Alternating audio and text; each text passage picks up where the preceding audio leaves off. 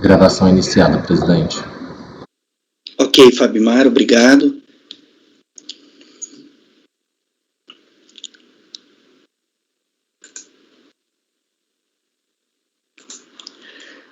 Ok, colegas, após o nosso intervalo, vamos dar seguimento à nossa sessão de julgamento.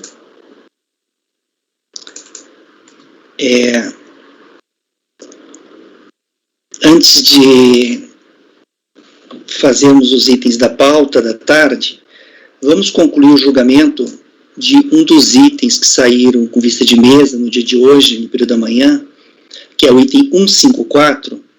O item 154, o conselheiro relator apresentou o voto. O item 154 é do contribuinte José do Egito Barbosa. O conselheiro relator, que é o Gregório, apresentou o voto no sentido de dando provimento parcial ao recurso voluntário para restabelecer a dedução da pensão alimentícia. Aí isso é com vista de mesa. Podemos votar então, colegas? Podemos votar esse item? Eu já estou em condição de votar.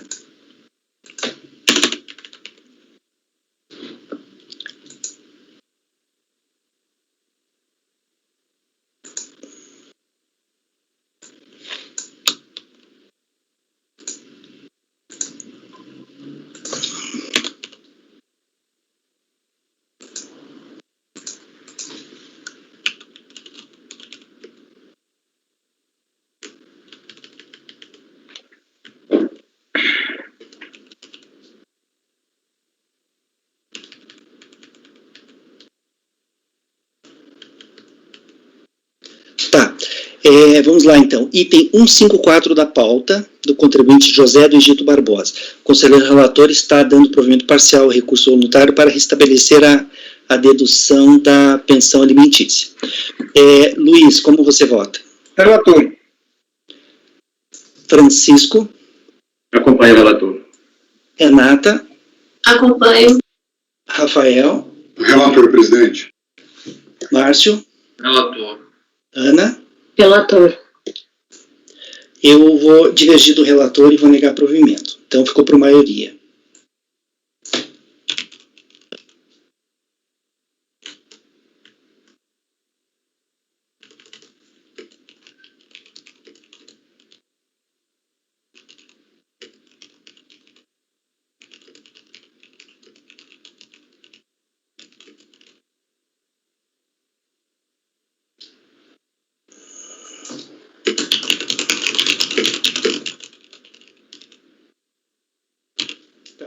Então, esse ficou o dispositivo para o item 154 da pauta. 154, contribuinte José do Egito Barbosa. Acordam os membros do colegiado, por maioria de votos, em dar provimento parcial ao recurso voluntário para restabelecer a dedução. Vou colocar da pensão alimentícia. Glosada. Pode ser assim, né? Glosada pela fiscalização.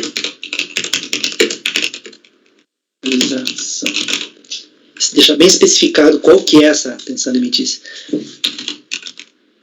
Então, acordam os membros do colegiado, por maioria de votos, em dar provimento parcial ao recurso voluntário para restabelecer a dedução da pensão alimentícia glosada pela fiscalização. Esse do conselheiro Dene, que negou o provimento ao recurso. Esse foi o item 154 da pauta, julgamento iniciado no período da manhã, no dia de hoje, dia 9/6 de 21, e concluído no período da tarde. Esse foi o item 154. Mais algum item vocês querem fazer agora? Acho que podemos seguir para a pauta, né? Vamos para a pauta, então, da tarde? A pauta da tarde... Aquele da Ana não dá para fazer, não? Aquele da compensação?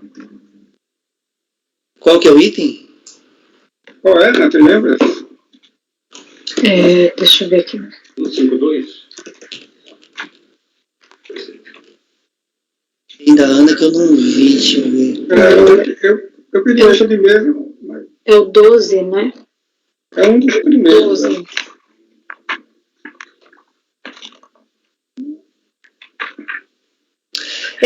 Né? É o da cooperativa, né? mas eu não vi esse caso aqui, Luiz.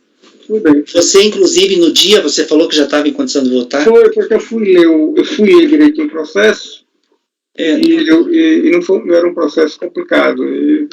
Eu entendi rapidamente o que estava ocorrendo lá. Perfeito. Aquele da nota eu me arrependi que eu pedi lixa total de lixa de. Tá. Então vamos seguir aqui para a nossa pauta.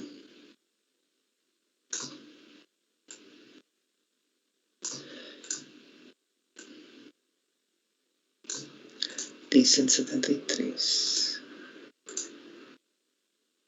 Vamos lá.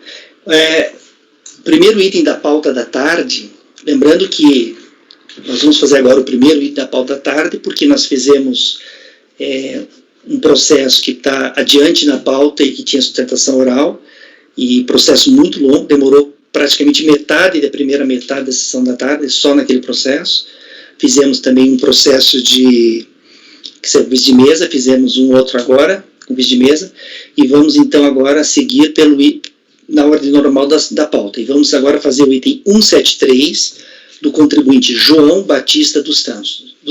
João Batista dos Santos, item 173, e relatoria da conselheira Renata. Renata, pode iniciar a leitura, então.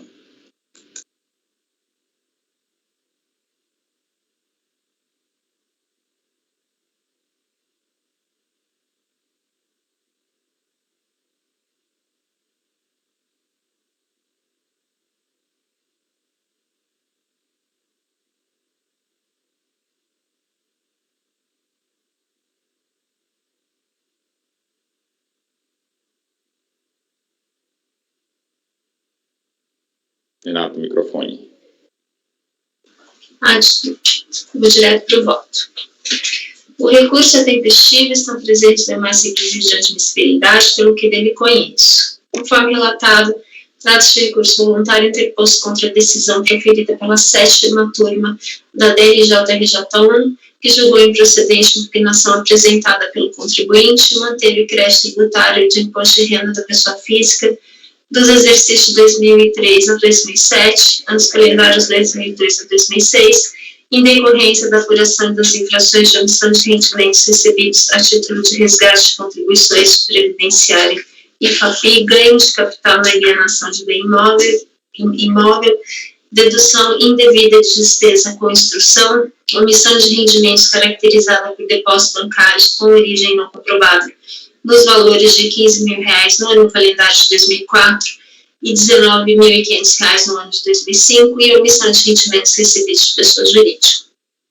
Em seu recurso voluntário, o contribuinte alega que o depósito de R$15.000 tem origem na venda de um terreno localizado no número 251 da quadra 12, da Vila Assunção, Camobi, Santa Maria, Rio Grande do Sul. Para demonstrar esse fato, apresentou a escritura pública de compra e venda de número 7793, lavrada aos 22 de dezembro de 2004 no Serviço Notarial e Registral de Camobi, que está a folha 297, repetida a folha 54 dos autos. Em relação aos fundamentos da autoridade lançadora para não aceitar esse documento como prova da origem do depósito em questão, diz que já ratificou a informação no sentido de que, se há divergência de valores entre o depósito e o que consta da escritura, esse fato não passa de um engano do despachante que fez a lavratura, engano que não foi observado no momento da assinatura, e que, em relação ao fato do pagamento ter sido realizado posteriormente à lavratura, diferentemente da informação constante da escritura de que o valor do imóvel naquela data já houvera sido integralmente quitado, diz que esse fato já deu por razões específicas que podem ser facilmente esclarecidas pela declaração do adquirente do imóvel, que se prontificou a comprovar a origem e legalidade do valor em questão. Acrescenta, por fim, que a data do depósito, simultânea à data da lavratura da escritura, não pode ser desconsiderada e entendida como mera coincidência, nem pode ser descartada a declaração do comprador do imóvel, pois são provas irrefutáveis que elucidam a questão e seu não reconhecimento lhe causaria dano irreparável. Sobre a origem do depósito de R$19.500, o recorrente afirma e ratifica sua informação no sentido de que o valor é proveniente da venda de um terreno localizado no lote 137 do quarteirão E, do loteamento denominado Parque Residencial Santa Lúcia, distrito de Camobi, Santa Maria, Rio Grande do Sul, o que comprova a escritura pública número 7826, lavrada aos 21 de janeiro de 2005, do Serviço Notarial e Registral de Camobi, folhas 299 e repetida 257 e 260. Alega que, também nesse caso, se a escritura e o depósito possuem valores divergentes, esse fato igualmente decorreu de um engano com relação ao valor ocorrido por ocasião da lavratura da escritura e o comprovador do imóvel poderá confirmar a venda no terreno e a forma de pagamento no valor de R$ 19.500 realizada aos 21 de 1 de 2005. Afirma, mais uma vez, que a simultaneidade entre a data do depósito e da lavratura da escritura não pode ser tido como mera coincidência e que o não reconhecimento da verossimilhança importaria em dano irreparável ao contribuinte. Por fim, com relação ao ganho de capital na alienação do terreno localizado no Parque Residencial Ilha de Santa Catarina, lote 9, quadra 3, Florianópolis, SC, aos 29 de 4 de 2005, pelo valor de R$ 80.000, anexa aos autos com recurso voluntário, a escritura de compra e venda, por meio da qual formalizou a aquisição do imóvel no ano de 1987, da qual consta o valor pelo qual o imóvel foi adquirido, razão pela qual afirma que, apesar de acreditar que não houve ganho de capital referente à transação do mencionado imóvel, com a juntada da escritura, espera que este órgão possa apurar a questão com exatidão. Pois bem, inicialmente, anote-se que o recorrente impugna apenas parte da decisão recorrida, no que diz respeito às infrações omissão de rendimentos caracterizada por depósitos bancários de origem não comprovada, depósito nos valores de R$ 15.000 no ano calendário de 2004, de R$ 19.500 no ano calendário de 2005, e falta de recolhimento de imposto de renda da pessoa física decorrente de ganho de capital na alienação de bens imóveis aos 29 de 4 de 2005 pelo valor de R$ 80.000.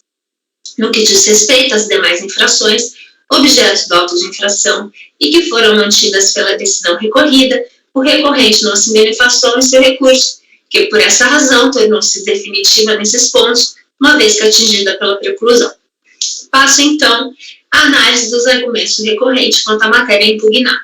Depósitos bancários de origem não comprovada. Como mencionado, o recorrente em seu recurso afirma que ambos os depósitos têm origem, cada um deles, na venda de um terreno distinto, o de 15.000 do terreno localizado no número 251 da quadra 12 da Vila Assunção, Camobi, Santa Maria, Rio Grande do Sul, e o depósito de R$ 19.500 do terreno localizado no lote 137 do quarteirão E, do loteamento denominado Parque Residencial Santa Lúcia, do distrito de Camobi, Santa Maria, Rio Grande do Sul. Para a comprovação desses fatos, anexa aos autos as escrituras de compra e venda de ambos os imóveis, de número 7793, lavrado aos 22 de dezembro de 2004, e de número 7826, lavrado aos 21 de janeiro de 2005, respectivamente. Ocorre que, da escritura de compra e venda de número 7793, lavrado aos 22 de dezembro de 2004, que pretensamente comprovaria a origem do depósito no valor de R$ 15.000, datado de 29 de 2 de 2004, consta que o valor de venda do imóvel é de R$ 10.000 e que já teria sido integralmente pago ao vendedor na data da lavratura daquele documento, qual seja 22 de 12 de 2004, isso está as folhas 297. Da escritura pública de compra e venda de número 7826, lavrado aos 21 de janeiro de 2005, por sua vez, que comprovaria a origem do depósito no valor de R$ 19.500, efetivado também aos 21 de 2005, consta que o imóvel foi vendido pelo valor de R$ 10.000, já integralmente recebido pelo comprador antes daquele ato, que está folhas 299.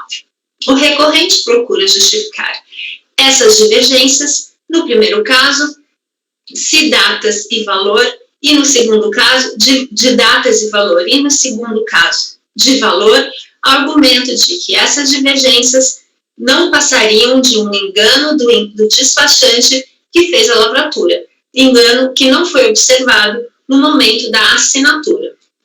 Acrescenta que a coincidência de datas do depósito e da lavratura da escritura não pode ser tida como mera coincidência, mas sim como prova cabal da origem do depósito.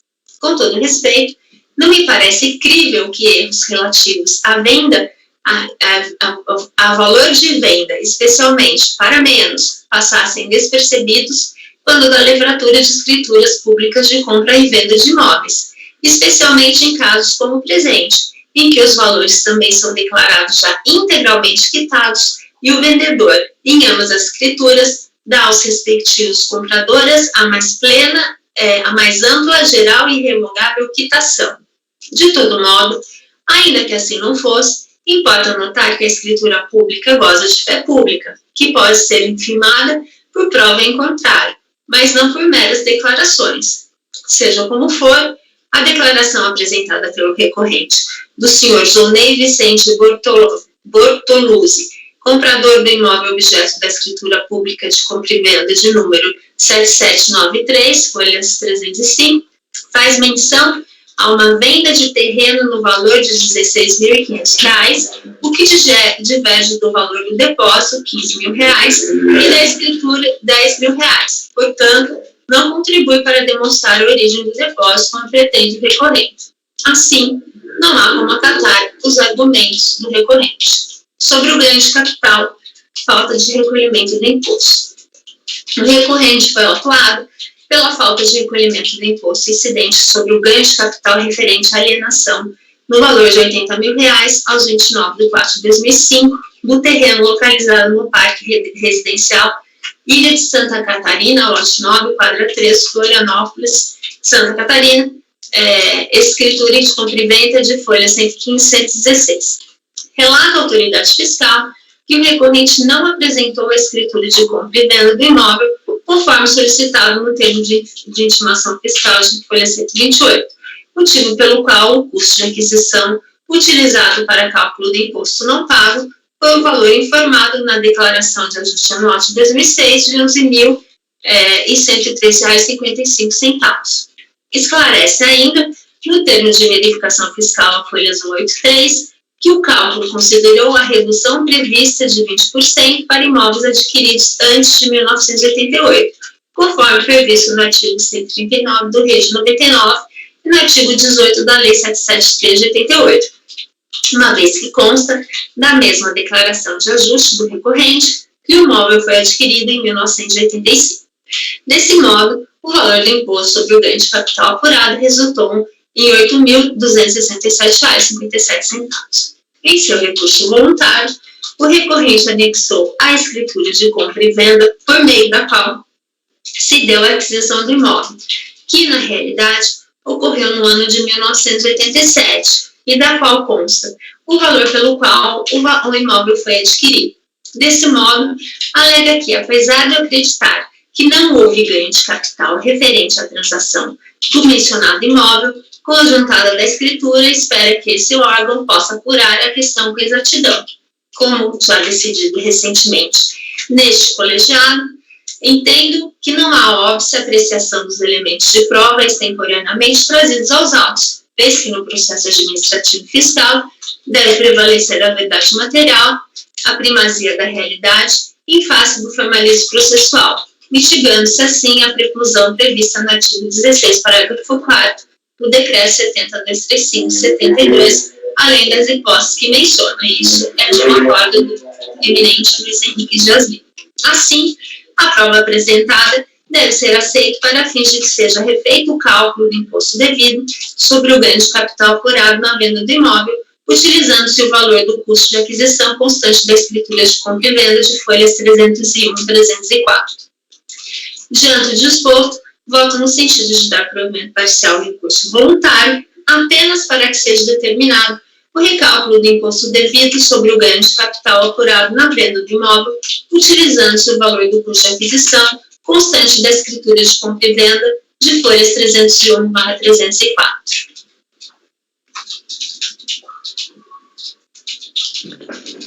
Ok, Renata. Colegas, para o item 173 da pauta, em relação a esse item da pauta 173, a conselheira relatora está votando no sentido de dar provimento parcial ao recurso,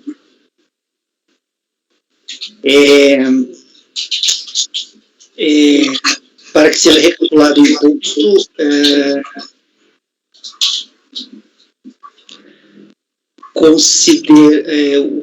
seja recalculado o imposto sobre o ganho de capital na venda do imóvel. Só é um imóvel no processo? Esse que sobre o qual houve o ganho de capital, sim. É que ele, como ele não tinha apresentado a escritura pública, ele calculou com base no que ele declarou na declaração de ajuste anual. Aí ele veio no recurso voluntário e trouxe a declaração de ajuste anual, que tem a efetiva data da aquisição e lá tem o valor do custo de aquisição do imóvel. Ok. Eu tenho uma sugestão apenas, por que não fica dar provimento parcial para retificar o custo de aquisição para o valor tal? Fica bem claro, não fica? Mas ele tem que calcular o imposto também, né? O tributo dele. Não, mas ele recalcula automaticamente quando ele refaz o custo de aquisição. Acho que fica bem simples, não sei. Só uma proposta, só uma sugestão. Tudo bem, mas eu prefiro deixar assim. Quer dizer, tudo bem. Você acha que se trocar, tá subentendido, ele faz? Eu fiz como eu achei que eu tinha que fazer. Eu não estou afeita aos procedimentos da Receita, então eu achei que eu tivesse que dizer. Mas se for retificar o valor de acordo com o que está na escritura, e assim, ok, para mim ok. Eu adoro aprender. E se assim é o jeito correto e que é melhor inteligível, eu faço, eu conserto. É que de uma forma bem grosseira, o ganho de capital é só a diferença do valor da alienação do custo de aquisição. Do que então, se custo você de muda o custo de aquisição. aquisição, você muda o ganho de capital e naturalmente muda o imposto. Ele vai ter que fazer o recálculo automaticamente. Uhum. Mas é para o DN também, uma sugestão para o DN, que ele estava pensando no dispositivo, só para retificar o custo de aquisição. Eu fiz isso com voto há alguns meses, no caso de ações. Eu disse só para retificar o custo de aquisição, mas é só uma sugestão. Se ele quiser fazer, ele faz na hora de fazer a formalização, eu copio aqui, e beleza. Obrigada pela sugestão. Eu adoro essas sugestões de vocês, assim, porque realmente a gente que não é da Receita, quer dizer, eu nunca, né, tô fora, eu não sei, eu faço do jeito que, sei lá, eu acho que deveria ser feito. Enfim. Tá certo, então. Vamos lá, então. Alguém gostaria de comentar o voto da relatora, o processo?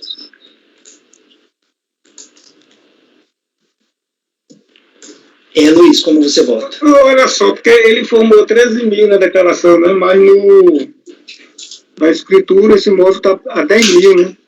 Avaliado a 10 mil. Não, eu não me lembro, eu sei que é tão antigo. 10 mil reais lá. Calma. Não. Stop. Ele informou na declaração de ajuste anual um valor em reais. Como essa alienação, essa compra, foi feita em 1900 em Guaraná com rolha, o dinheiro era outro.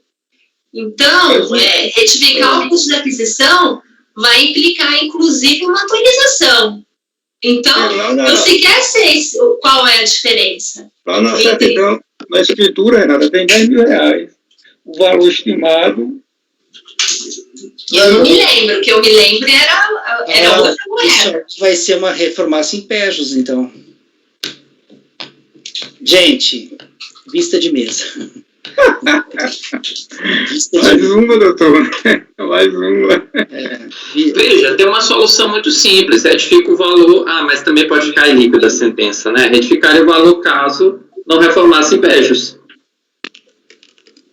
Mas pode ficar líquido. Não, mas a escritura dele, ele declarou na declaração de ajuste anual de 2006 por R$ 11.103,55. A escritura é de 1987. Como é que ele pode declarar no valor em reais? Não foi. Era A outra estrutura tá moeda. Eu cruzada. lembro perfeitamente disso. Não, mas naquela escritura lá de venda, a Fazenda Municipal estimou bem em R$10.000, Renato. Inclusive foi a base de cálculo para várias taxas lá, tá? Eu vou te corrigir, Luiz. Na realidade, quando você tem um valor de escritura pré-real, pré-UFIR, você tem uma tabela que você faz a apuração. Uma tabela, a Receita tem essa tabela. Tem, mas você chegou a ver a escritura lá de venda, quando eles vendem para as pessoas, lá tem um valor de R$10.000 que foi estimado pela Fazenda Municipal. Olha lá o documento, você vai ver. Não, mas esse valor estimado, eu acho que ele é relevante. O que vale é o valor mesmo, o custo de aquisição. Se o custo de aquisição calculado na moeda da época for corrigido por um valor superior ao custo de aquisição declarado no ganho de capital, ok, está válido a decisão da época. Essa correção deve ter sido feita pela Fazenda Municipal, né, Márcio? Eles não iam fazer, porque eles estimaram o valor em 10 mil para as custas dele, para a base de cálculo dos tributos, das taxas, de todos os tributos que eles arrecadam. Tá certo. Pessoal, vista de mesa, então, a gente ganha tempo. Já que vai ter vista de mesa, só tentando contribuir. Essa Instrução Normativa 84, que a gente fez referência nela hoje sobre a atualização daquelas ações, a participação societária, ela traz a tabela de atualização. Exatamente.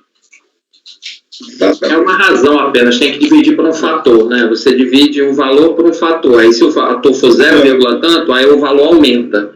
Se o fator for menor, o valor diminui, né? Fração, vezes a fração. O valor original daquelas ações ali era 600 e poucos mil, foi para 2 milhões e alguma coisa de atualização dessa correção. Né?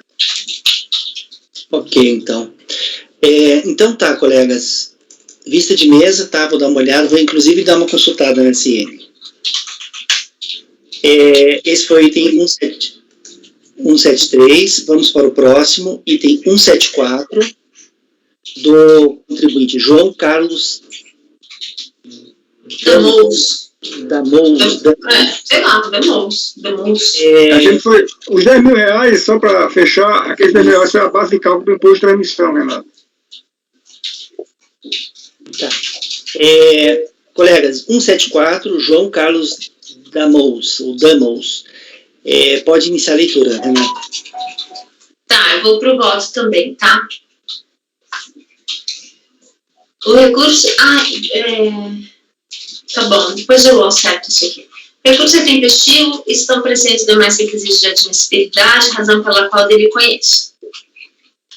Conforme previamente relatado, trata-se de recurso interposto de acórdão que julgou improcedente a impugnação apresentada contra auto de infração, lavrado para a constituição de crédito tributário de imposto de renda da pessoa física, dos anos calendários de 2004 e 2005, exercício de 2005 e 2006, no valor total de R$ 229.479,90, em decorrência da apuração das seguintes infrações: acréscimo patrimonial a descoberto, omissão de rendimentos, tendo em vista a apuração de acréscimo patrimonial a descoberto, no mês de dezembro de 2005, no valor de R$ 7.842,37. E depósitos bancários de origem não comprovada, omissão de rendimentos caracterizada por depósitos bancários com origem não comprovada. Omissão de rendimentos caracterizada por depósitos realizados durante o ano calendário de 2004, na conta corrente número 42489 e na conta poupança número 42489/500, ambas mantidas junto ao Banco Itaú, totalizando R$ 391.933,55. Dessa forma, obedecido o disposto no artigo 42, tomamos como valores tributáveis mês a mês o montante dos créditos dos depósitos de origem não comprovada, conforme demonstrado na planilha de depósitos bancários de origem não comprovada, anexo a folhas 134 e 135, que passa a fazer parte integrante e inseparável do presente ato de infração. A impugnação apresentada pelo recorrente foi julgada improcedente pela DRJ e seu recurso voluntário ele alega em síntese nulidade do lançamento, porque sua esposa cotitular da conta corrente jamais foi notificado do lançamento e o processo administrativo tramitou a sua revelia. Decadência do direito do fisco de constituir o crédito tributário cobrado nos termos do artigo 173, inciso 1º, ou prescrição nos termos do artigo 174 do mesmo Código, considerando a nulidade do lançamento por vício formal. Nulidade do lançamento em face de sua motivação, porque os elementos e requisitos que sustentam a presunção legal de omissão de receita foram obtidos mediante quebra de sigilo bancário, somente admitido por ordem judicial. Que a quebra de sigilo bancário sem autorização judicial é inadmissível, se da doutrina de jurisprudência. Pois bem, nulidade do lançamento da intimação dos cotitulares. O recorrente alega em seu recurso voluntário que o lançamento seria nulo, pois a conta corrente bancária em que a autoridade atuante se baseou em conjunta com sua esposa, a senhora Marieta de La Roque Damos, que jamais foi notificada do procedimento administrativo que correu a sua revelia. Alega que esse fato se trata de vício processual que não pode ser desprezado, pois é direito de ordem pública, nos termos do enunciado de súmula CARF número 29, aprovado pelo Pleno em sessão de 8 de 2 de 2009, segundo o qual todos os cotitulares de contas bancárias devem ser intimados para comprovar a origem dos depósitos não efetuados na fase que precede a lavratura do auto de infração, com base na presunção legal de omissão de receitas sob pena de nulidade do lançamento. Conforme consta no relatório fiscal, dentre as infrações apuradas, foi constatada a omissão de rendimentos no ano calendário de 2004, no total de R$ 391.933,55, conforme discriminado na planilha de depósito bancário de origem não comprovada de folhas 134 e 135, que passa a fazer parte integrante e inseparável do auto de infração lavrado, tendo em vista que a origem dos recursos utilizados em tais operações não foi comprovada mediante documentação hábil e idônea. Da planilha em questão, consta que tais depósitos foram verificados na conta de número 42.48991/100.000 no Banco Itaú S.A. e a respectiva ficha cadastral, anexada aos autos à folha 45, encaminhada à autoridade fiscal atuante, em resposta à requisição de informações sobre movimentação financeira que lhe houvera sido encaminhada, informa que essa conta, de fato, é conjunta, embora não informe o nome do cotitular. De todo modo, compulsando os autos, verifica-se que todas as intimações expedidas ao longo da ação fiscal tiveram como destinatário único o recorrente, Sr. João Carlos Damos, não havendo nos autos nenhuma intimação dirigida a cotitular dessa conta. Nesse passo, o enunciado de súmula número 29 deste Conselho, com redação revisada, conforme ata da sessão extraordinária de 3 de 9 de 2018, publicada no Diário Oficial da União aos 11 de 9 de 2018, atualmente em vigor, enunciado este título vinculante, dispõe que os cotitulares da conta bancária que apresentem declaração de rendimentos em separado devem ser intimados para comprovar a origem dos depósitos nela efetuados na fase que precede a lavratura do auto de infração, com base na presunção legal de omissão de receitas ou rendimentos, sob pena de exclusão da base de cálculo do lançamento dos valores referentes às contas conjuntas em relação às quais não se intimou os cotitulares. Das declarações de ajuste anual apresentadas pelo recorrente no período autuado, de que está folhas 4 a 10, é possível verificar que elas foram por ele apresentadas individualmente. Desse modo, deve ser aplicado ao caso ao enunciado de súmula CARF número 29, acima transcrito, de modo a cancelar o auto de infração no que diz respeito à infração consistente em omissão de rendimentos, caracterizada por depósito bancário de origem não comprovada. Resta, assim, em discussão a infração consistente em acréscimo patrimonial descoberto no valor de R$ 7.842,37. Passa, então, a análise dos demais argumentos de defesa do recorrente no que diz respeito a essa infração remanescente. Decadência e prescrição. O recorrente alega decadência do crédito tributário nos termos do que dispõe o artigo 173, inciso 1 do CTN, ou prescrição nos termos do artigo 134 do mesmo Código. No primeiro caso, a perda do direito de constituir, através de lançamento, o crédito tributário, em razão do decurso do prazo de 5 anos, contado do primeiro dia do exercício seguinte, aquele em que o lançamento poderia ter sido efetuado, ou da data em que se tornar definitiva a decisão que houver anulado por vício formal o lançamento anteriormente efetuado. E no segundo caso, extingue-se o direito pertencente ao credor da ação de cobrança do crédito tributário, também pelo decurso de 5 anos, contado da data da constituição definitiva. O fato gerador do tributo discutido ocorreu a 31 de 2 de 2005, conforme consta do auto de infração na folha 130. Portanto, nos termos do artigo 133, artigo 1º do CTN, o direito do fisco de constituir o crédito tributário correspondente somente ocorreria a 1º de 1 de 2012.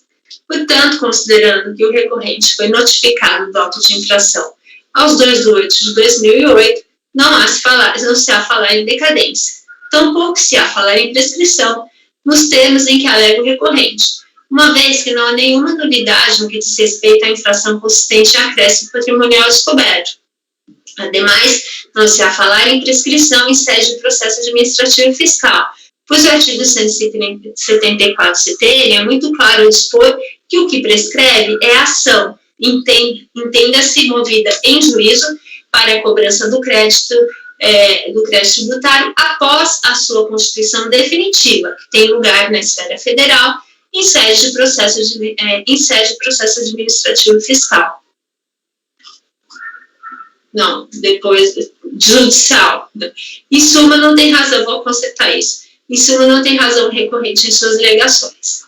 Nulidade do lançamento, motivação, quebra de sigilo bancário. Por fim, o recorrente alega que o lançamento seria nulo, porque os elementos e requisitos que sustentam a presunção legal de omissão de receita foram obtidos mediante quebra de sigilo bancário, somente admitida por ordem judicial. E como razões de mérito, alega que a quebra de sigilo bancário sem autorização judicial é inadmissível, cita doutrina e jurisprudência nesse sentido.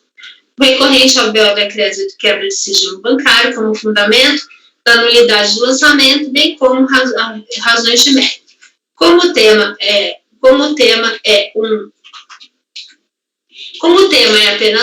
apenas ser abordado neste tópico. Pois bem, a esse respeito, o recorrente argumenta que a conta bancária que teve o sigilo quebrado é familiar, pessoal, em conjunto com sua esposa e que movimenta operações financeiras de seu escritório profissional de advocacia e que não possui conta corrente. Assim, por ela transitam valores de clientes protegidos pelo sigilo profissional que não poderiam ser expostos a terceiros, pois os artigos 25 e 27 do Código de Ética e Disciplina da Ordem dos Advogados do Brasil regulam o sigilo profissional do advogado, de modo que é direito do cliente ter seu segredo guardado por quem confiou a sua causa, como também é direito do advogado a proteção do acesso a terceiros dos documentos e revelações que entendam importantes para o cliente.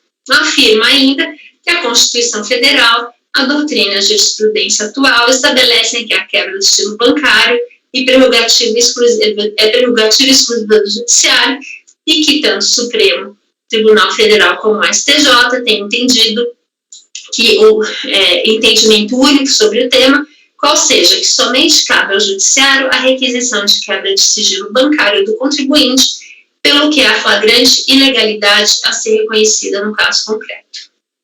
A questão da quebra de sigilo bancário pelo fisco, matéria reiteradamente debatida no Judiciário e neste tribunal, foi solucionada definitivamente pelo Supremo Tribunal Federal por ocasião do julgamento, com repercussão geral, do recurso extraordinário 601/314, relator ministro Edson Fachin, publicado no DJE de 16 de 9 de 2016, tema 225. E aqui está o tema: fornecimento das informações sobre movimentações financeiras ao fisco, sem autorização judicial nos termos do artigo 6º da Lei Complementar número 105 de 2001, a aplicação retroativa da Lei número 10.174 de 2001 para apuração dos créditos tributários referentes a exercícios anteriores à sua vigência. A aludida tema trata exatamente da matéria suscitada pelo recorrente. No recurso ordinário em questão, estou decidida que o artigo 6º da Lei Complementar 101 de 105 de 2001 não ofende o direito ao sigilo bancário, pois realiza a igualdade em relação aos cidadãos por meio do princípio da capacidade contributiva, bem como estabelece requisitos objetivos e o traslado do dever de sigilo da esfera bancária para a fiscal. Nos termos do parágrafo 2º do artigo 62 do Regimento Interno do CAR, as decisões de mérito proferidas pelo STF e pelo STJ na sistemática dos artigos 543B e 543C do CPC de 73 ou dos artigos 1036 a 1041 do CPC vigente deverão ser reproduzidas pelos conselheiros que compõem os respectivos colegiados. No que diz respeito ao sigilo profissional invocado, dispõe o artigo 7º da Lei número 8.906 de 94, Estatuto da Advocacia e da Ordem dos Advogados do Brasil, que, artigo 7º, são direitos do advogado. Inciso 2º, ter respeitada, em nome da liberdade de defesa e do sigilo profissional, a inviolabilidade de seu escritório ou local de trabalho, de seus arquivos e dados, de sua correspondência e de suas comunicações, inclusive telefônicas ou afins, salvo o caso de busca e apreensão, determinada por magistrado e acompanhada de representantes da OAB. No presente caso, a conta investigada se trata de conta pessoal, privada do recorrente, que nada tem a ver com sua conta, nada tem a ver com a sua vida profissional. Ainda que se tratasse de conta corrente vinculada ao seu escritório profissional, ou que, eventualmente, dentre os depósitos existentes em sua conta pessoal investigada nesses autos, existam valores de fato pertencentes a clientes, a simples imputação quanto a qual cliente se referia determinado depósito como correspondente débito concernente à transferência ao cliente não viola o sigilo profissional, uma vez que o contribuinte não estaria revelando o conteúdo do trabalho jurídico realizado, informações ou documentos que obteve em decorrência do patrocínio da causa. A solicitação da fiscalização acerca da justificativa quanto à origem e natureza dos depósitos bancários não perpassa pela revelação de questões técnicas jurídicas manejadas pelos profissionais da advocacia, mas se trata do fornecimento de informações no âmbito da atividade empresarial, econômica e financeira do advogado, que não encontra abrigo no sigilo profissional. O artigo 7º da Lei 8.906 de 94 visa resguardar o conteúdo das informações e documentos repassados pelo cliente ao advogado. Desse modo, entendo que o recorrente não tem razão. E assim, eu concluo que, diante do exposto, voto no sentido de dar provimento parcial ao recurso voluntário para cancelar o auto de infração no que diz respeito à infração consistente com omissão de rendimentos, caracterizada por depósitos bancários de origem não comprovada.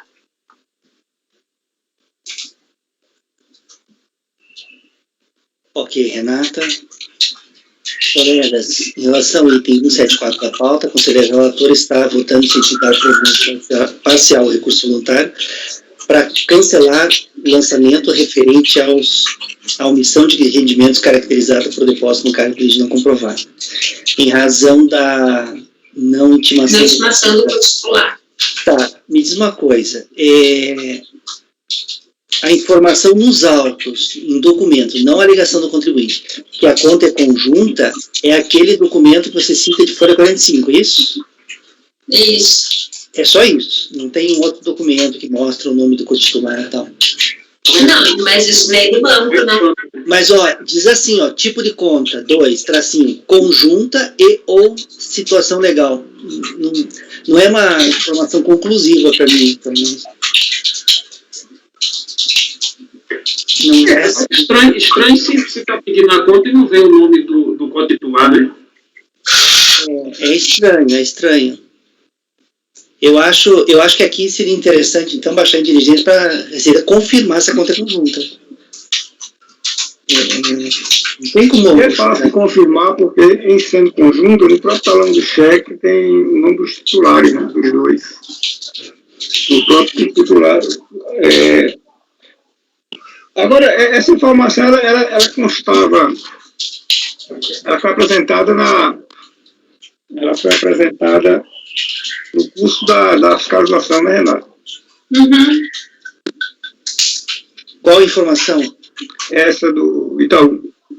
Ah, essa de folha 45 ali? Sim, porque foi ela tava no requisição começo, de informações de movimentação financeira.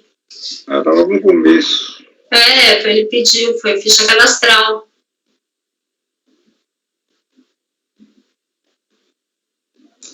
Eu acho que o mais certo aqui, eu não sou... Eu acho que a proposição de diligência qualquer um pode fazer, né? Não precisa ser na hora de votar, né? Veja bem, isso que você está dizendo eu já tinha visto antes, enquanto a Renata lia, eu estava olhando os documentos, principalmente esse, que é o mais sensível, né? E, se não tem indicação do código titular, como é que a Receita poderia fazer a intimação, né, para o código titular?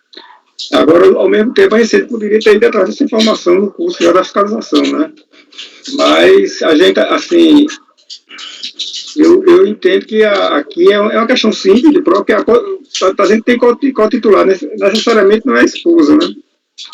Teria que saber quem é a pessoa que é co-titular. Eu acho que a diligência é uma boa providência, até simples, né? É uma diligência para identificar o co-titular da conta. Eu já pediu essas fichas, e nas fichas que nós pedimos, já vi em vários processos aí, essa identificação é bem explícita, sabe? Conta conjunta, não, inclusive um processo que eu deverei trazer em breve, houve essa informação. E foi baixada a diligência exatamente para isso, para identificar quem era a segunda pessoa, né? Perfeito. Foi identificado lá. Perfeito. Colegas, vamos votar uma diligência? Eu acho que é mais jogo aqui, né? Luiz, como você vota na conversão do julgamento de diligência? Eu voto pela diligência, que eu acho que é uma providência simples e que ela é bastante elucidativa, né? Ok. Gregório. Acompanho a proposta.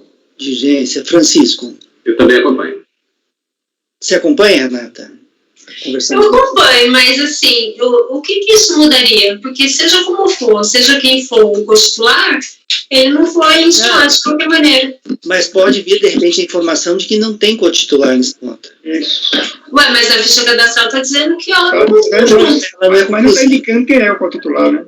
Mas pouco importa, se ela é conjunta. Ela diz conjunta e ou. É um documento padrão ali, sabe? Isso aí está me parecendo. São duas situações. Aquele código ali tem eu concordo. Ou é conjunta ou é situação legal, ou situação legal.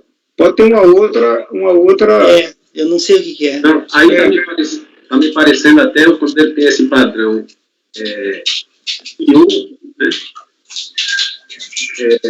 A ideia até que quando não vê o nome do titular, é porque é conta individual. Porque seria individual, não ela estaria. Né? É o contrário, né?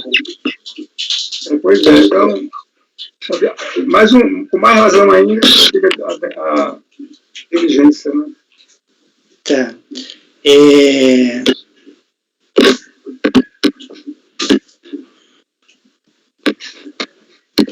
Rafael, como você vota na diligência?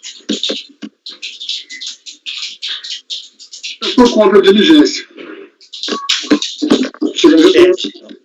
Então tá. Márcio, como você vota?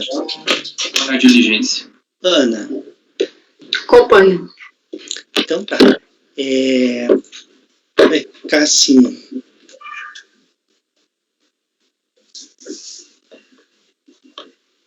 Que texto padrão nosso de diligência? Aqui é bom intimar, inclusive, o contribuinte do resultado da diligência, né?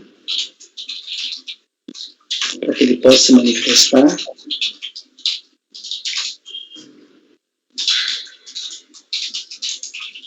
Tá. Então, colegas, para o item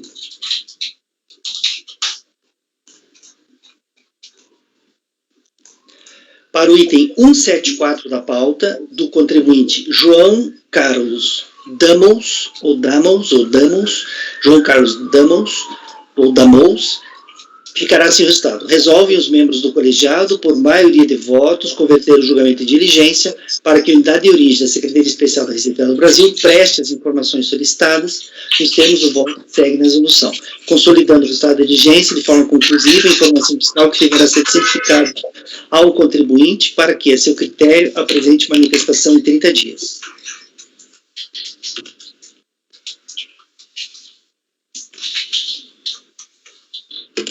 Vencido o conselheiro Rafael. A Renata acompanhou? Sim, acompanhei.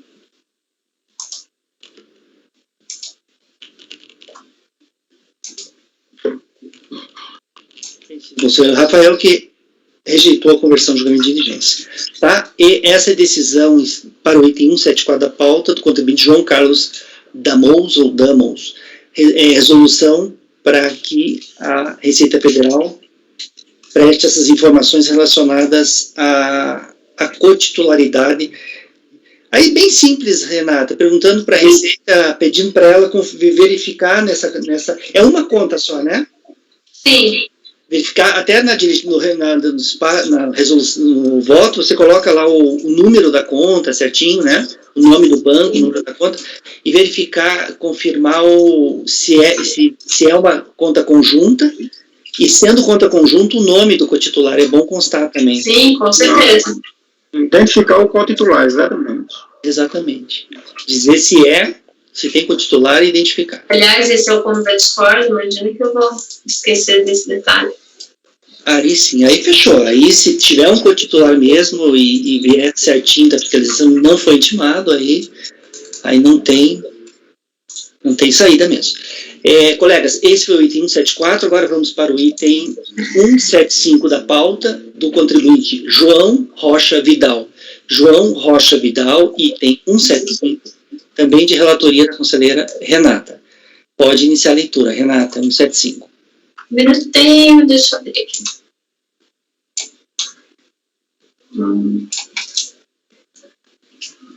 Outro voto também, tá?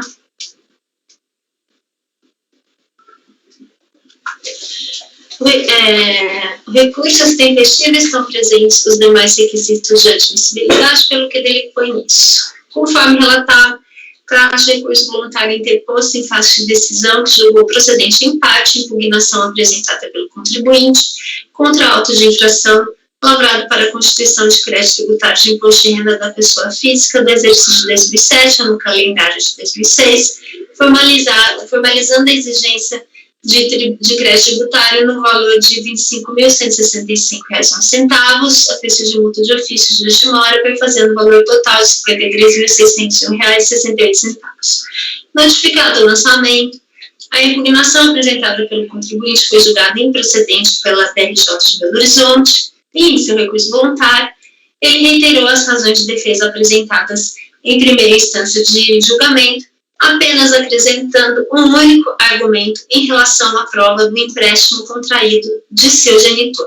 Desse modo, à exceção desse ponto, que será oportunamente abordado, considerando que o recurso voluntário apenas reitera os argumentos apresentados em sede de impugnação, sem acrescentar nenhum elemento novo que seja hábil a justificar a reforma da decisão recorrida, tendo em vista o que dispõe o artigo 57, parágrafo 3º do RICARF, adota os fundamentos da decisão de primeira instância, abaixo reproduzidos, para que venham a integrar o presente voto como razões de decidir. Eu destaquei aqui essas partes que eu vou ler. Da preliminar.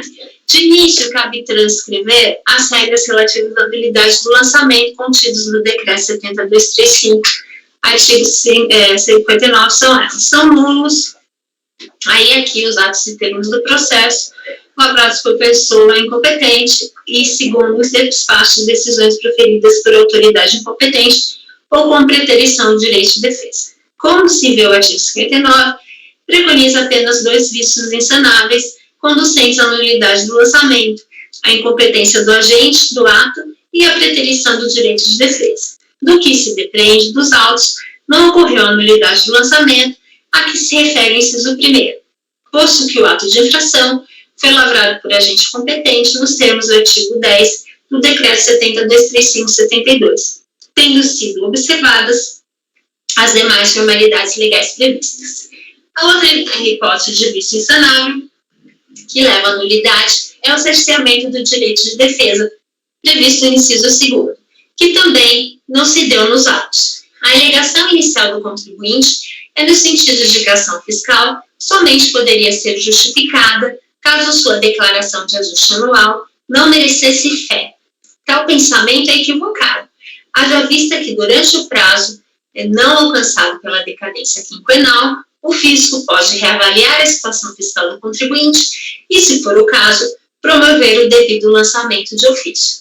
O entendimento segundo o qual a fiscalização não conseguiu provar qualquer irregularidade na venda da propriedade rural denominada Fazenda dos Mirandas não impede o fisco de examinar outros elementos que possam evidenciar omissão de rendimentos tributáveis.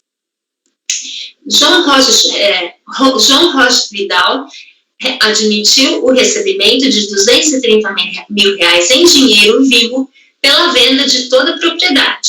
O fato de a fiscalização inicialmente ter intimado o contribuinte em sede de diligência fiscal para comprovar o real valor da venda do imóvel não impede que no procedimento fiscal instaurado exija dele a comprovação da origem de alguns recursos depositados em suas contas. Até porque, diante da incerteza em relação ao efetivo valor recebido pela venda do imóvel, tornou-se imprescindível a investigação da movimentação bancária.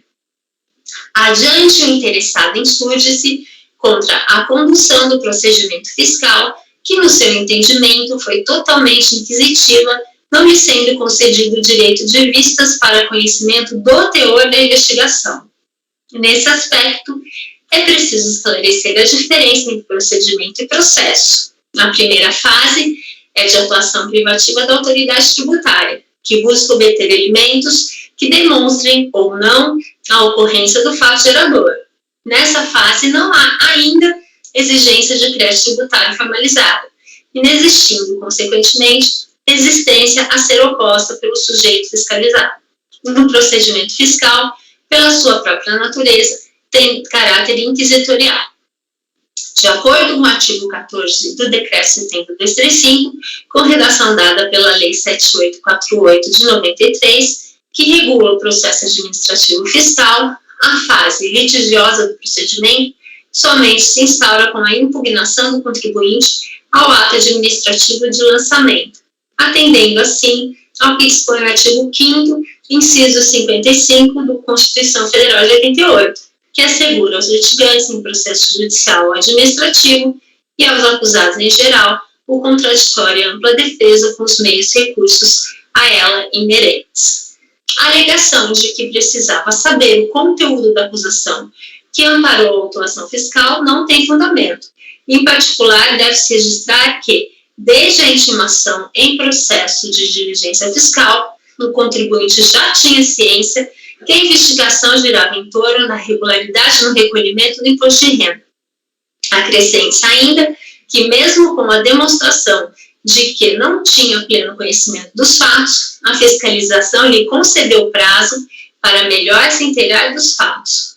O autuado teve pleno conhecimento do procedimento fiscal, com a oportunidade de apresentar, ainda na fase de instrução do processo, em resposta às intimações que recebeu, argumentos, alegações e documentos, no sentido de comprovar a origem dos expósitos questionados.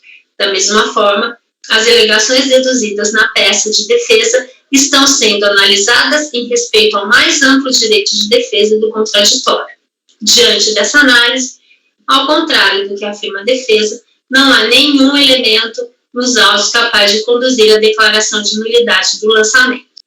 Aí, do mérito. Conforme identificado no termo de verificação fiscal, a ação fiscal teve origem em diligência, na qual se buscou verificar o real valor da alienação de uma propriedade rural que o contribuinte possuía conjuntamente com seu irmão Ricardo Vidal, de 27,50 hectares. Diante dos valores atribuídos à venda do imóvel, procurou-se identificar na movimentação bancária do contribuinte a existência de elementos que pudessem justificar o real valor da alienação. A partir daí, foram elaboradas planilhas e o contribuinte conseguiu comprovar a origem de vários recursos depositados em suas contas, entre eles empréstimos e recebimentos por fornecimento de leite. Depósitos bancários de origem não comprovada. Excluídos os créditos de origem comprovada, instado a se manifestar sobre os demais depósitos em suas contas bancárias, o contribuinte não conseguiu apresentar a devida comprovação, razão pela qual foi apurada a infração de omissão de rendimentos caracterizada por depósito bancário de origem não comprovada. E aí da presunção de ocorrência do fato gerador. Via de regra, para caracterizar a ocorrência do fato gerador, a autoridade deve estar munida de provas, mas, nas situações em que a lei presume sua ocorrência, a produção de tais provas pelo fisco é dispensada conforme determinou o artigo 366 e 364 do CPC. No caso depende, a autoridade atuante agiu como acerto, pois, diante do indício de omissão de rendimentos, operou-se a inversão do ônus da prova, cabendo ao interessado, a partir de então, provar a ocorrência do fato justificar sua existência. Então, deixa eu ver. Dos alegados créditos com origem em empréstimo. Excluídos os valores referentes aos depósitos efetuados pela empresa em Baré, que foram considerados comprovados e não considerados para o cálculo do tributo cobrado, o contribuinte alega que o valor restante, algo em torno de R$110 mil, corresponde a empréstimo contraído junto ao seu pai. Não é pelo fato de o contribuinte ter declarado a dívida que será dispensado de comprovar a sua existência. A forma convencionada entre as partes diz respeito somente a elas, mas não exime o contribuinte de apresentar a prova da operação de mútuo supostamente realizada, com todos os requisitos legais. O impugnante deve ter em mente que o processo administrativo fiscal move-se não somente pelas argumentações, mas primordialmente pela apresentação de elementos probatórios que possam dar subsídio às alegações reduzidas na peça impugnatória. A mera alegação de existência de empréstimo junto ao seu pai, ainda que devidamente declarado, desacompanhado de substrato documental, não afasta a necessidade de comprovar os requisitos de contrato de empréstimo, inclusive a forma de devolução da quantia devidamente corrigida. Ao que parece, o contribuinte quer utilizar tais valores para comprovar suposta relação com sua atividade rural e também solidificar a tese de que possuía recursos em mãos para a movimentação bancária. Não há nos autos nenhuma relação comprovada do empréstimo com os valores indicados na planilha de folhas 11, que relaciona os créditos em conta corrente de origem não justificada. A esse respeito, o recorrente alega que a declaração desse empréstimo, tanto por ele quanto por seu pai, em sua declaração de ajuste anual, comprovam sua existência, uma vez que essas declarações foram apresentadas em momento anterior à ação fiscal, em 2007, referência ao ano calendário de 2006, e gozam de presunção de veracidade. Afirma que a presunção de veracidade das informações constantes da declaração de ajuste é pressuposto legal, e tanto é assim que a própria RFB, por meio de convênios e protocolos de cooperação, fornece informações sobre doações constantes de declaração de ajuste para a Receita Estadual de Minas Gerais para o lançamento do ITCMD, junto aos julgados do TRF4 a respeito do tema.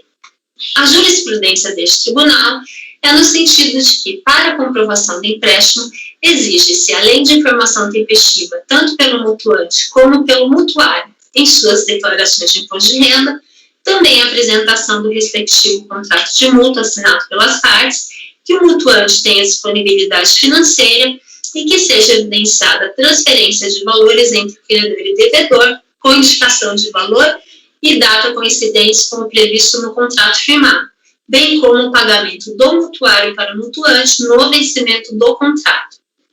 Sobre a presunção de veracidade da declaração de imposto de renda, trata-se de presunção relativa e não absoluta, e compete justamente ao fisco a prova em contrário. Aliás, é exatamente nesse sentido o julgado cuja ementa foi reproduzido pelo recorrente em seu recurso, a remessa ex officio, no AMS 202, tal, esse número aqui, em cujo voto o relator afirma expressamente que cabe referir que a jurisprudência e doutrina são uníssonas ao afirmar que as declarações prestadas pelos contribuintes gozam de presunção de veracidade, cabendo à administração o ônus de comprovar a falsidade das mesmas.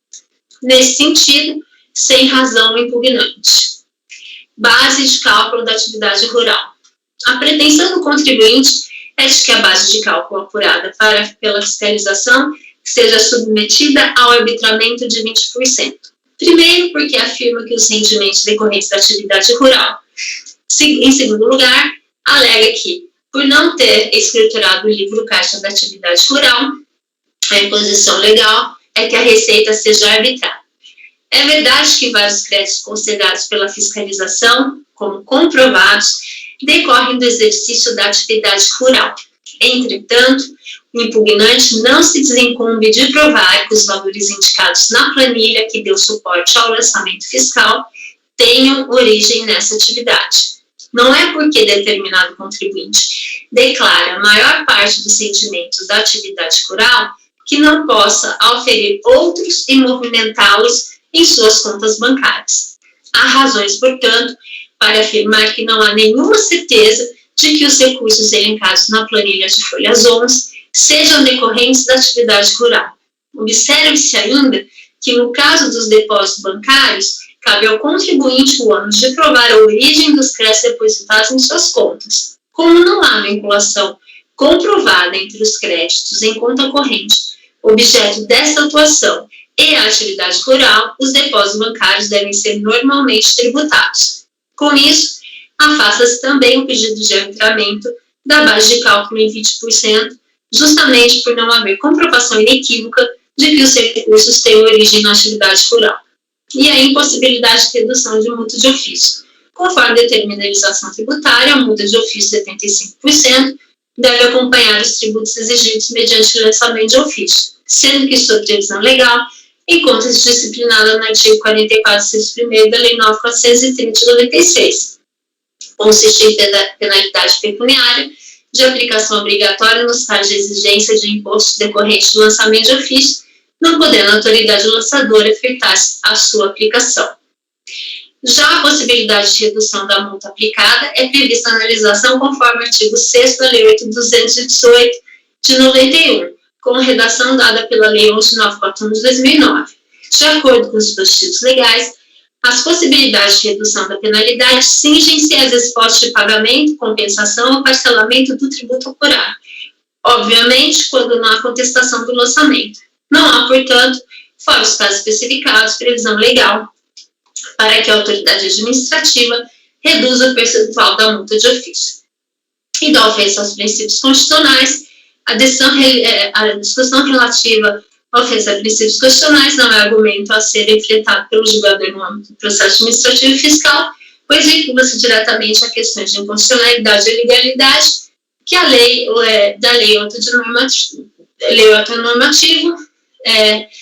que em regra é prerrogativa exclusiva do judiciário. E ponto. Conclusão, diante do disposto, voto no sentido de negar provimento ao recurso voluntário. Ok, Renata. Colegas, em relação ao item 175 da pauta, do contribuinte João Rocha Vidal, a conselheira relatora está votando no sentido de negar provimento ao recurso voluntário.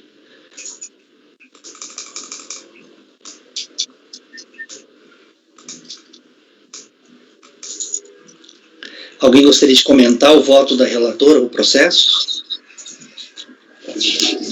Luiz, como você vota? Relatora. Gregório. Relatora. Francisco. Também acompanha a relatora. Rafael. Relatora, presidente. Márcio. Relatora. Ana, Relatora. eu também acompanho a relatora.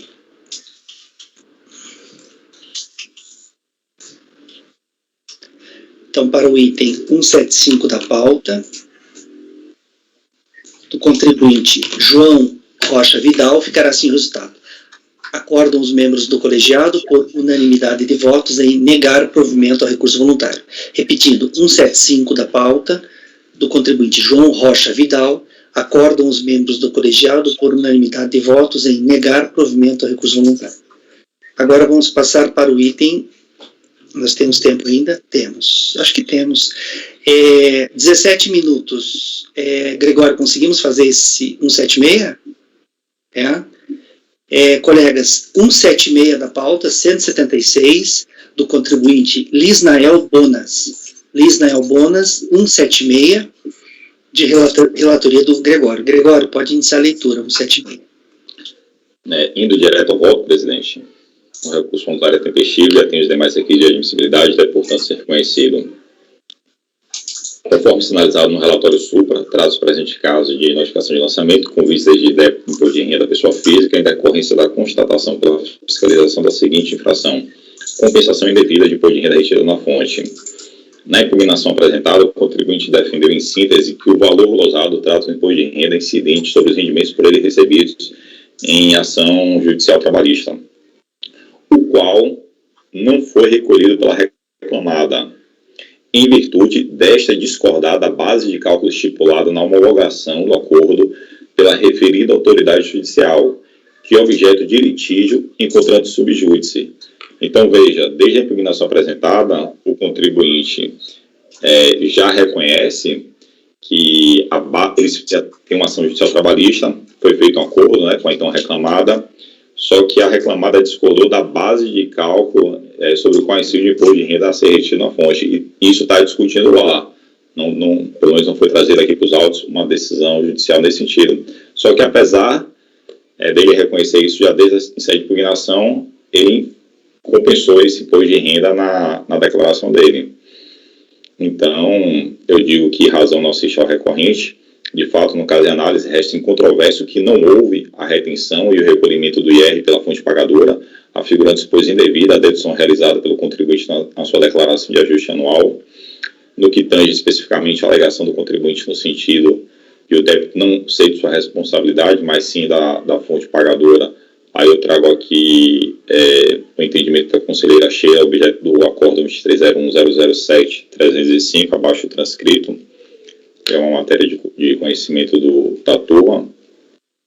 E aí, no final, eu adiciono, informando que, sem razão, portanto, ao recorrente neste particular, no que tange a alegação subsidiária de retificação dos valores lançados, sob o fundamento de que o recorrente recebeu valores inferiores aos apurados, melhor sorte não assiste ao contribuinte, isto porque, além de restar em controvérsia de que não houve retenção e recolhimento de qualquer valor título de IR, o fato é que, a rigor, dos documentos e informações constantes nos presentes autos, tem-se que a fonte pagadora está discutindo naquela ação judicial a base de cálculo do IR incidente sobre os rendimentos percebidos pelo contribuinte.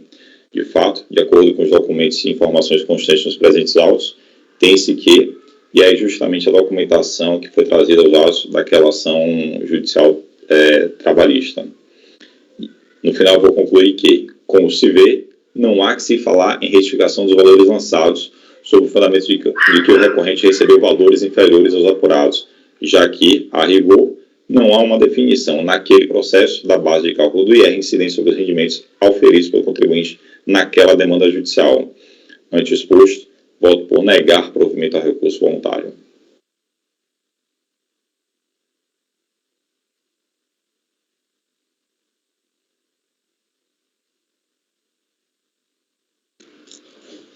Ok, Gregório. Colegas, em relação ao item 176 da pauta, o conselheiro relator está votando no sentido de negar provimento a recurso voluntário.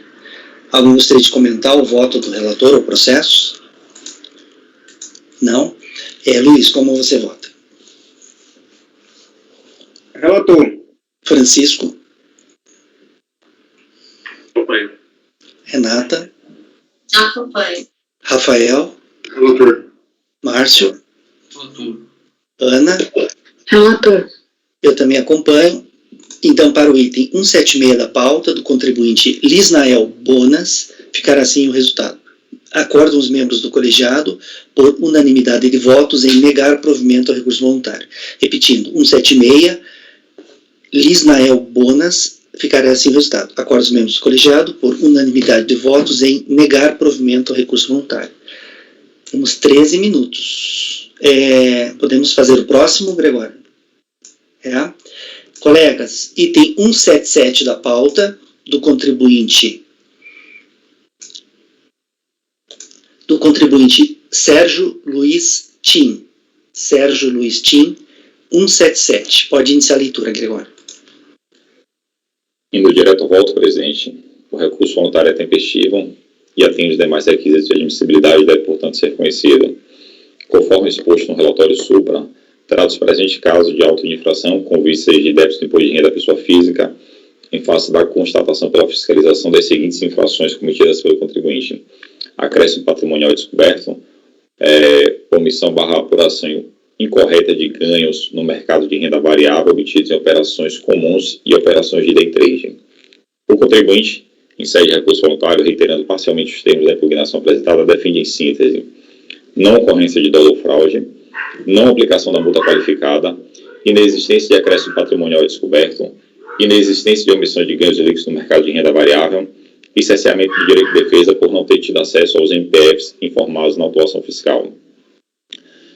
Neste aspecto, considerando que as matérias de defesa em destaque correspondem exatamente àquelas deduzidas em sede de impugnação, em vista do disposto no parágrafo 3º, artigo 57, anexo 2 do Regimento Interno do CARF, estando a conclusão alcançada pelo órgão julgador de primeira instância em consonância com o entendimento deste relator, adota os fundamentos da decisão recorrida mediante transcrição do inteiro teor do seu voto condutor, abaixo transcrita.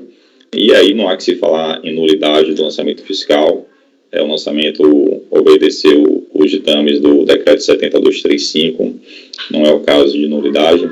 Também não é caso de falar em procedência vícios, né, no MPF. Em relação à ocorrência de dolo ou fraude, alega que ele foi imputado a conduta dolosa e fraudulenta, o que não fica comprovado nos autos. De fato, o contribuinte confunde a multa de ofício com a multa de ofício qualificada e atribui a ambas a existência de dolo ou fraude. A conduta dolosa ou fraudulenta, quando comprovado nos autos, em si, a aplicação da multa qualificada no percentual de 150%, o que não ocorreu. Então, o contribuinte se confunde aqui nesse ponto. Do imposto sobre ganho de capital, o órgão julgador de primeira instância sinaliza que o lançamento fiscal atuou o contribuinte por não declarar, ou seja, omitir ganhos de capital com renda variável no valor de R$ 11.240 e valores decorrentes de operações de day trade não declaradas, sob a alegação de que os ganhos estariam abaixo do limite de tributação. Cabe observar que a isenção não alcança as operações de day trade e o limite de 20 mil é fixado para o valor das alienações da mesma espécie no mês, conforme o regulamento do artigo 3º da Lei 11.033 de 2004.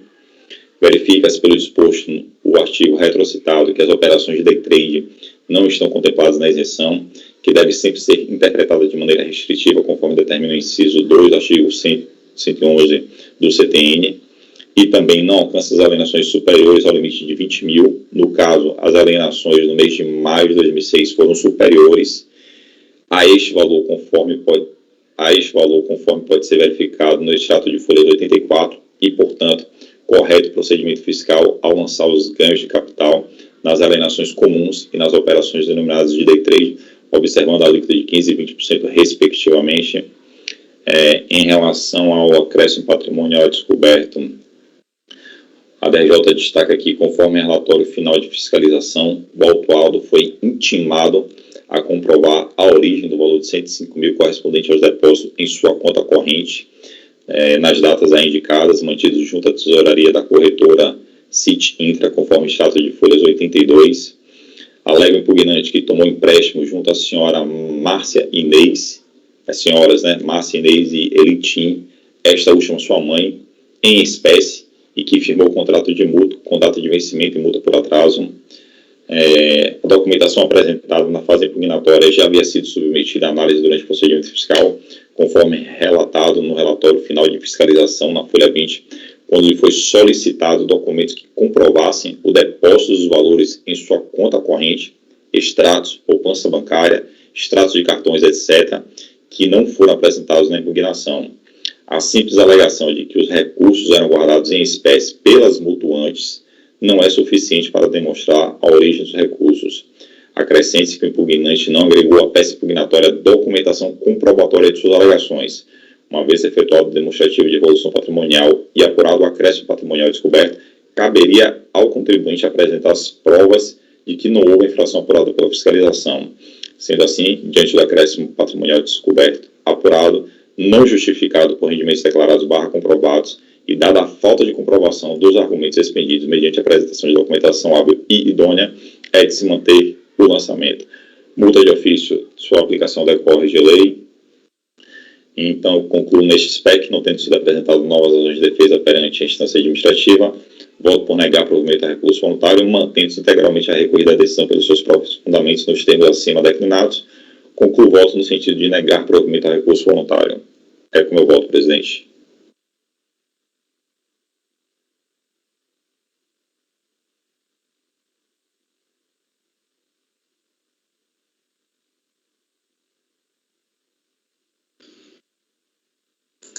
Ok, Gregório. Colegas, em relação ao item 177 da pauta, o conselheiro relator está votando no sentido de negar provimento ao recurso voluntário.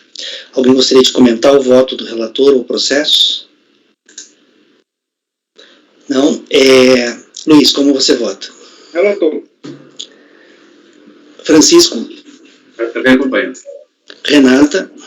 Acompanho também. Rafael? Acompanho. Márcio? Ana? Relator. Eu também acompanho. Então, para o item 177 da pauta, do contribuinte Sérgio Luiz Tim, ficará assim o resultado. Acordam os membros do colegiado, por unanimidade de votos, em negar provimento ao recurso voluntário.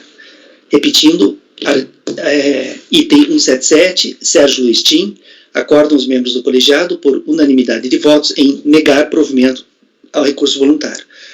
Colegas, nós temos um pouquinho mais de 5 minutos. Eu dei uma garimpada aqui nos meus que ficaram para trás e que não foram julgados, e tem um item aqui que a gente consegue fazer nesse tempo. Bem, acredito que seja tranquilo, é o item 145, o item 145 da pauta. Deixa eu ver. 145. É o último item da manhã do dia de hoje, né? O último item da manhã, da pauta da manhã. É item 145 do contribuinte João Lima. Na verdade, ele é de ontem, né? O último da tarde de ontem. Desculpa, tá certo. É que bem na divisa de pautas, né? Tá certo. A próxima pauta aqui começa às 9. É o último item da tarde de ontem, né? Tá certo, tá certo. Nesse horário o cérebro já não funciona. Então, gente, é bem tranquilo, quer dizer, acho que é tranquilo, né? Eu vou ler aqui, se complicar a gente pede vista de mesa. Eu vou ler rapidamente aqui. Tá certo, ele é do dia 8.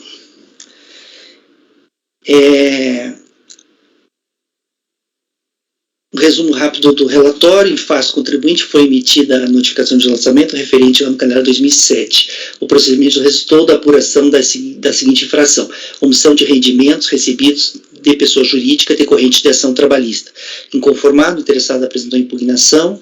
Ao julgar a impugnação, a 16ª turma da RJ em São Paulo concluiu por unanimidade de votos pela sua improcedência. Cientificado dessa instância, o contribuinte interpôs recurso voluntário, alegando em síntese ser portador de moléstia grave, sendo por esse motivo isento de tributação, e se tivesse recebido o benefício previdenciário corretamente do INSS mês a mês, na época devida, tais proventos estariam situados dentro da faixa de isenção do imposto de renda, visto que até então o contribuinte era isento do imposto de renda. É o relatório. Do conhecimento. O recurso voluntário é tempestivo, e foi apresentado pelo próprio contribuinte, porém será conhecido parcialmente, não se conhecendo da alegação de isenção em razão de moléstia grave, uma vez que tal alegação não foi levada ao conhecimento e a apreciação do autoridade julgador da instância, representando inovação recursal. Do contrário, a apreciação dessa alegação importaria em afronta ao princípio duplo grau do contencioso a que está submetido o processo administrativo tributário, do regime de tributação dos rendimentos recebidos acumuladamente. Aí é o seguinte, o contribuinte diz que se fosse tributado pelo regime de competência, talvez nem tivesse tributação, né? E, de fato, o lançamento foi pelo regime de caixa, tá? E nós temos essa alteração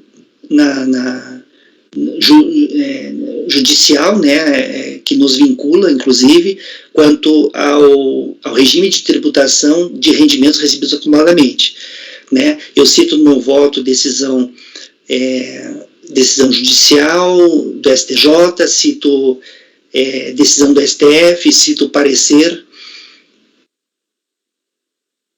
decisão do STJ, do STF, não é parecer não, cito decisões da Câmara Superior de Recurso Fiscal nesse sentido, de que a tributação dos rendimentos recebidos acumuladamente deve se dar pelo regime de competência, não caixa.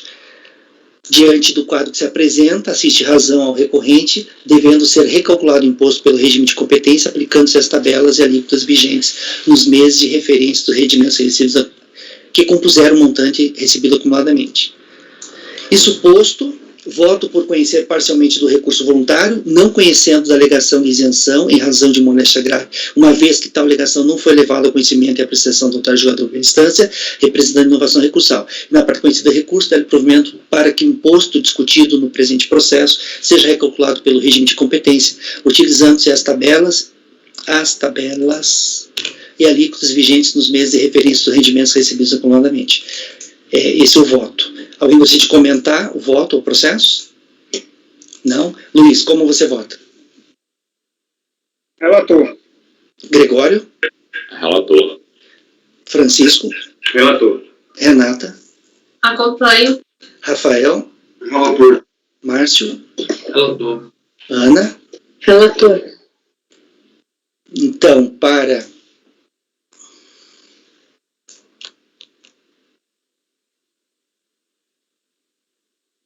o item 145 da pauta, ficará assim o resultado. 145 do contribuinte João Lima. Acordam os membros do colegiado, por unanimidade de votos, reconhecer parcialmente do recurso voluntário, não se conhecendo da alegação de isenção em razão de moléstia grave, uma vez que tal alegação não foi levada ao conhecimento e a apreciação da autoridade julgadora pela instância, representando inovação recursal. E, na parte conhecida do recurso, dar-lhe provimento para que o imposto discutido no presente processo seja recalculado pelo regime de competência, utilizando-se as tabelas e alíquotas vigentes nos meses de referência dos rendimentos recebidos acumuladamente. Ó, colegas, 18 horas, cravado. Julgamento realizado em 9/6/21 no período da tarde. Ponto. Então tá, colegas. Essa foi a decisão para o item 145, provimento parcial para que o imposto seja recalculado pelo regime de competência. Ok? E conhecimento parcial, inclusive, do recurso. Vamos encerrar nossa sessão de julgamento e retomamos a nossa reunião amanhã às 9 horas da manhã. Ok? Rafael e Fabimar podem encerrar a gravação.